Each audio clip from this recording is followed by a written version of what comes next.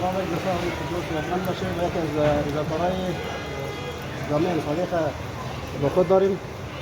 اشتفانیم راجع به نظر سوپ و گوشت کتا ابزار برای اول خود اگر معرفی کنید بعد درباره نظر سوپ اگر یک معلومات بدی برای این جامعه چند سال کار کرده چی حساب صلى الله عليك يا أبا عبد الله الحسين وعلى أرواح التي ألت بفنائك عليكم مني لزيارتكم السلام على الحسين وعلى أرواح الحسين اللهم ناظر عندي السلام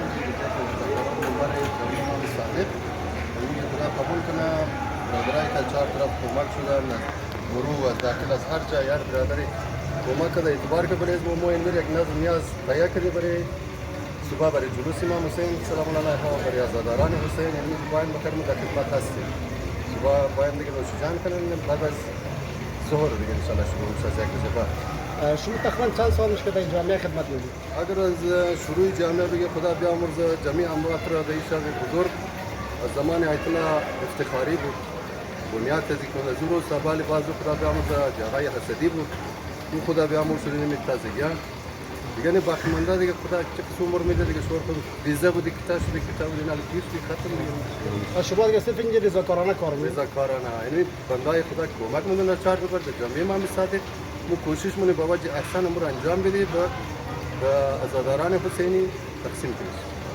این سوپ کلرش کوچه یا را دیگه تمام کوچه مختلف موضوع پیش مقصد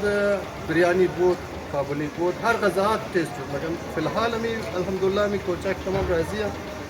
و خدا قبول کنه در راه خدا و امام حسین اجر شي بده کسا که مریض در خدا مرزای شفا بده کنه مبارک ده برادر ولید برسا کده چندا میده مور کوشش می بابا جی حسن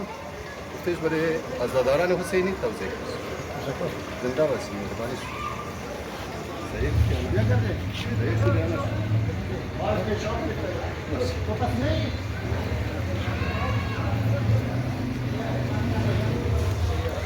این دیگه تیاری ان شاء الله برای زبان نیاز است دیگه در حسین چند سال که جامعه خدمت از جامعه امام صادق نمیجی که بچه‌ها در روزهای محرم تقریبا از 2005 2006 تا همین روز در خدمت هستم از اول محرم تا شب 13 محرم هر سال در خدمت این بچه‌ها در خدمت این مردم هستم میشه کارش برای کوچه چی معلومات است والا درباره کوچه دیگه زیاد معلومات خو نداریم آشپز دیگه کسی معلومات داریم بسیار چیزی غذای بسیار خوبیه چون که من اینجا کدام مساله و کدام چیزی دیگه نیست گندم گوشت نمک و آوا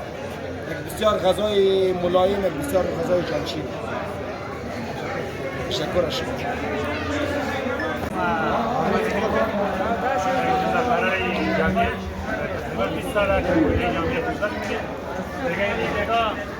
برای سوار جشن‌ها